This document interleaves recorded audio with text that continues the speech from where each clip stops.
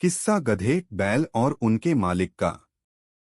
एक बड़ा व्यापारी था जिसके गांव में बहुत से घर और कारखाने थे जिनमें तरह तरह के पशु रहते थे। एक दिन वह अपने परिवार सहित कारखानों को देखने के लिए गांव गया। उसने अपनी पशुशाला भी देखी जहां एक गधा और एक बैल बंधे हुए थे। उसने देखा कि वे दोनों आपस में वार्तालाप कर रहे हैं। वह व्यापारी पशु पक्षियों की बोली समझता था। वह चुपचाप खड़ा होकर दोनों की बातें सुनने लगा। बैल ने गधे से कहा, तू बड़ा ही भाग्यशाली है, सदैव सुखपूर्वक रहता है। मालिक हमेशा तेरा ख्याल रखता है। तेरी रोज मलाई डलाई होती है, खाने को दोनों समय जौ और पीने के लिए साफ पानी मिलता है। इतने आदर सत्कार के बाद भी तुझसे केवल यह काम लिया जाता है कि कभी काम पड़ने पर मालिक तेरी पीठ पर बैठकर कुछ दूर चला जाता है। तुझे दाने घास की कभी कमी नहीं होती। और तू जितना भाग्यवान है मैं उतना ही अभागा हूँ। मैं सवेरा होते ही पीठ पर हल लाद कर जाता हूँ। वहां दिन भर मुझे हल में जोतकर चलाते हैं। हलवाहा मुझ पर बराबर चाबुक चलाता रहता है। उसके चाबुकों की मार से पीठ और जुए से मेरे कंधे छिल गए हैं। सुबह से शाम तक ऐसा कठिन काम लेने के बाद भी ये लोग मेरे आगे सूखा और सड़ा भूसा डालते हैं जो मुझसे खाया नहीं जाता। रात भर मैं भूखा प्यासा अपने गोबर और मूत्र में पड़ा रहता हूँ और तेरी सुख सुविधा पर ईर्ष्या किया करता हूँ। गधे ने यह सुनकर कहा, ऐ भाई, जो कुछ तू कहता है सब सच है, सचमुच तुझे बड़ा कष्ट है। किंतु जान पड़ता है तू इसी में प्रसन्न है, तू स्वयं ही सुख से रहना नहीं चाहता। तू यदि मेहनत करते करते मर जाए तो भी ये लोग तेरी दशा पर तरस नहीं खाएंगे। अतएव तू एक काम कर, फिर वे तुझसे इतनी मेहनत नहीं लिया करेंगे और तू सुख से रहेगा। बैल ने पूछा कि ऐसा कौन सा उपाय हो सकता है। गधे ने कहा, तू अपने को रोगी दिखा। एक शाम का दाना भूसा न खा और अपने स्थान पर चुपचाप लेट जा। बैल को यह सुझाव बड़ा अच्छा लगा। उसने गधे की बात सुनकर कहा, मैं ऐसा ही करूंगा। तूने मुझे बड़ा अच्छा उपाय बताया है। भगवान तुझे प्रसन्न रखें।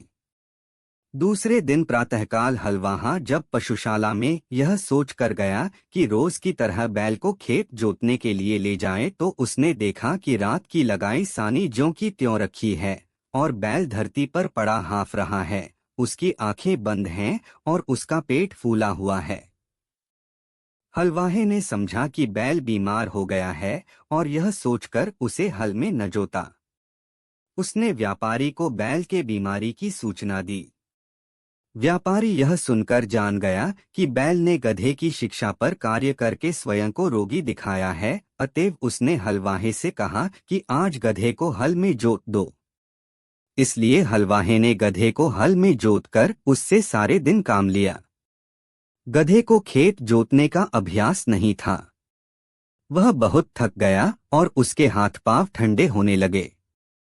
शारीरिक श्रम के अतिरिक्त सारे दिन उस पर इतनी मार पड़ी थी कि संध्या को घर लौटते समय उसके पांव भी ठीक से नहीं पड़ रहे थे। इधर बैल दिन भर बड़े आराम से रहा।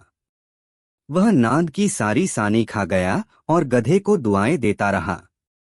जब गधा गिरता पड़ता खेत से आया तो बैल ने कहा कि भाई, तुम्हारे उपदेश के कारण मुझे बड़ा सुख मिला।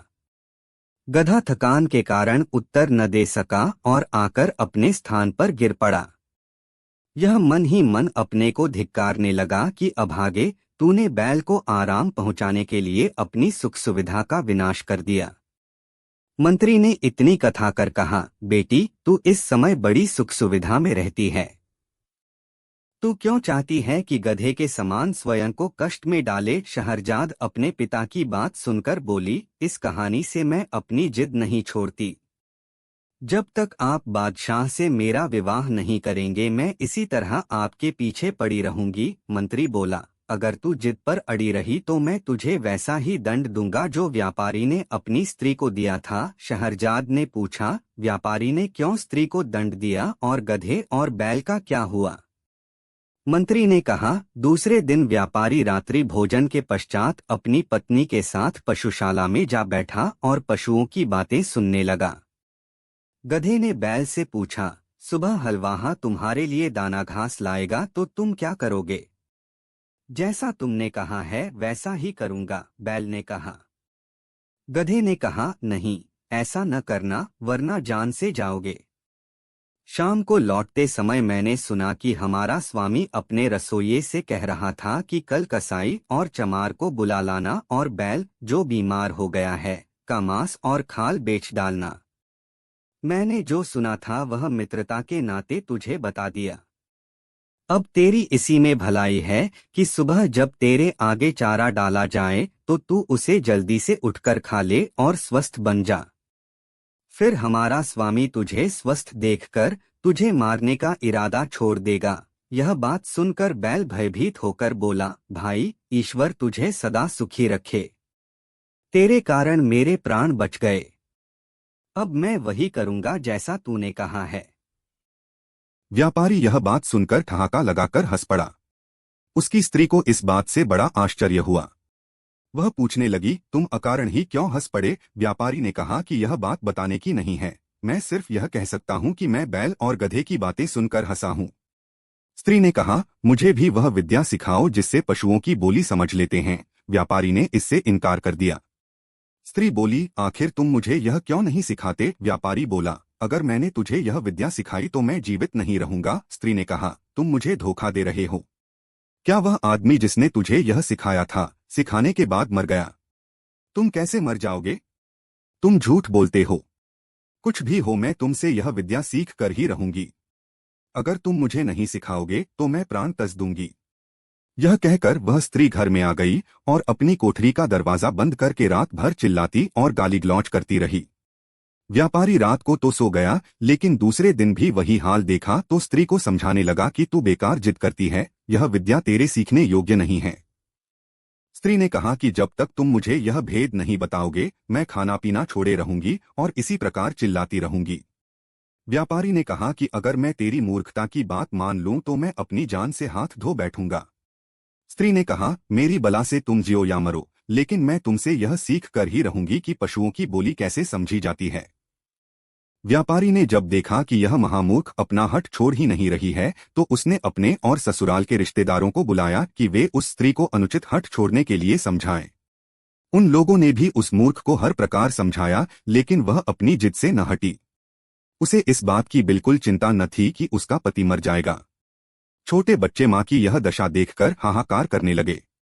व्यापारी की समझ ही में नहीं आ रहा था कि वह स्त्री को कैसे समझाए कि इस विद्या को सीखने का हठ ठीक नहीं है।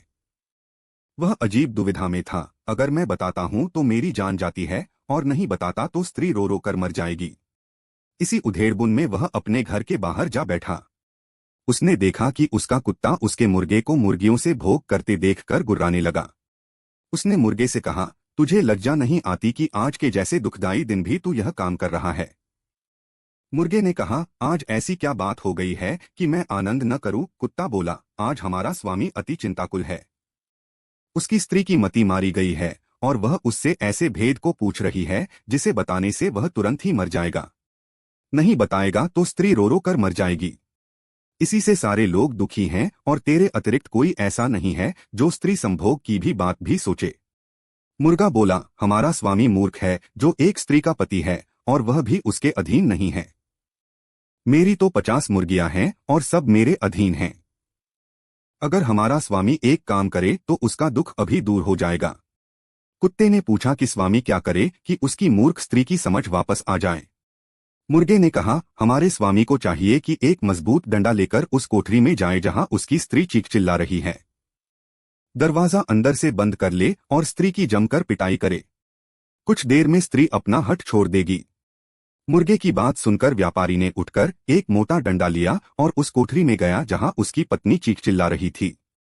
दरवाजा अंदर से बंद करके व्यापारी ने स्त्री पर डंडे बरसाने शुरू कर दिए। कुछ देर चीख पुकार बढ़ाने पर भी जब स्त्री ने देखा कि डंडे पड़ते ही जा रहे हैं तो वह घबरा उठी। वह पति के पैरों पर गिरकर कहने लगी कि अब हाथ रोक ले, अब मैं कभी ऐसी जिद नहीं करूंगी। इस पर व्यापारी ने हाथ रोक लिया। यह कहानी सुनाकर मंत्री ने शहरजाद से कहा कि अगर तुमने अपना हठ न छोड़ा तो मैं तुम्हें ऐसा ही दंड दूंगा जैसा व्यापारी ने अपनी स्त्री को दिया था। शहरजाद ने कहा, आपकी बातें अपनी जगह ठीक हैं, किंतु मैं किसी भी प्रकार अपना मंतव्य बदलना नहीं चाहती। अपनी इच्छा का औचित्य सिद्ध करने के लिए मुझे भी कई ऐतिहासिक घटनाएं और कथाएं मालूम हैं, लेकिन उन्हें कहना बेकार है। यदि आप मेरी कामना पूरी न करेंगे तो मैं आपसे पूछे बगैर स्वयं ही बादशाह की सेवा में पहुंच जाऊंगी। अब मंत्री विवश हो गया। उसे शहरजाद की बात माननी पड़ी। वह बादशाह के पास पहुंचा और अत्यंत शोक संतप्त स्वर में निवेदन करने लगा, मेरी पुत्री आपके साथ विवाह सूत्र में बंधना चाहती है। बादशाह को इस बात पर बड़ा आश्चर्य हुआ। उसने कहा, तुम सब कुछ जानते हो, फिर भी तुमने अपनी पुत्री के लिए ऐसा भयानक निर्णय क्यों लिया? मंत्री ने कहा, लड़की ने खुद ही मुझ पर इस बात के लिए जोर दिया है।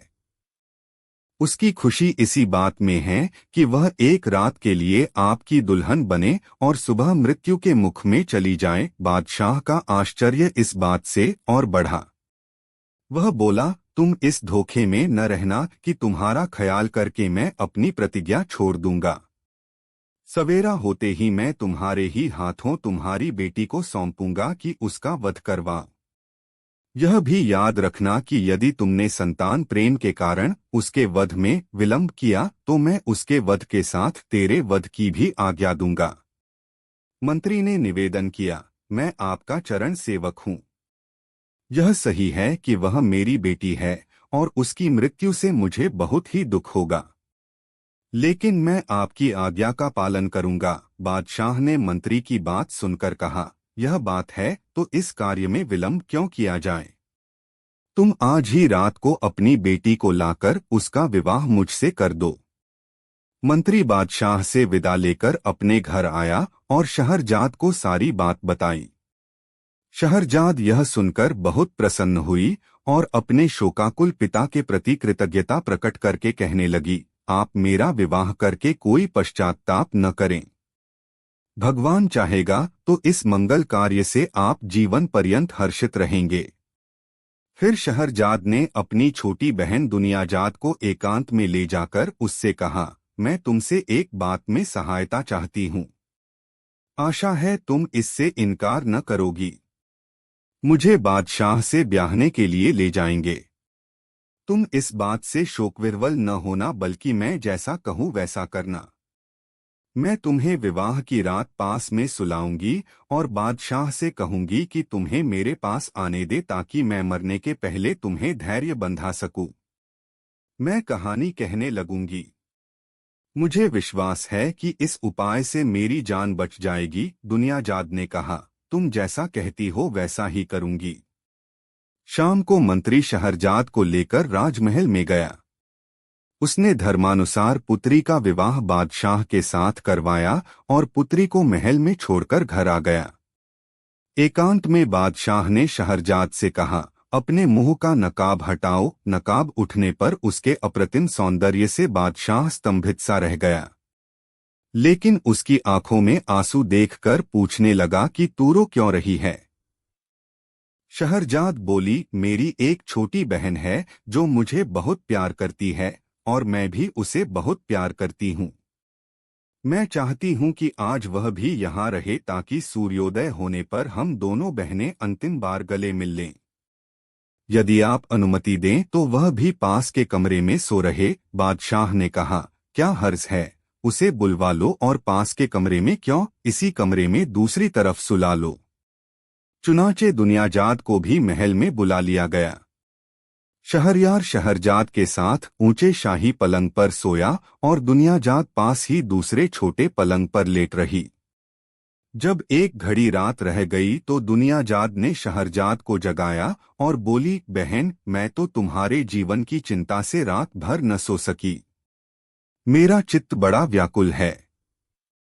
तुम्हें बहुत नींद न आ रही हो और कोई अच्छी सी कहानी इस समय तुम्हें याद हो तो सुनाओ ताकि मेरा जी बहले। शहरजाद ने बादशाह से कहा कि यदि आपकी अनुमति हो तो मैं जीवन के अंतिम क्षणों में अपनी प्रिय बहन की इच्छा पूरी कर लूं। बादशाह ने अनुमति दे दी।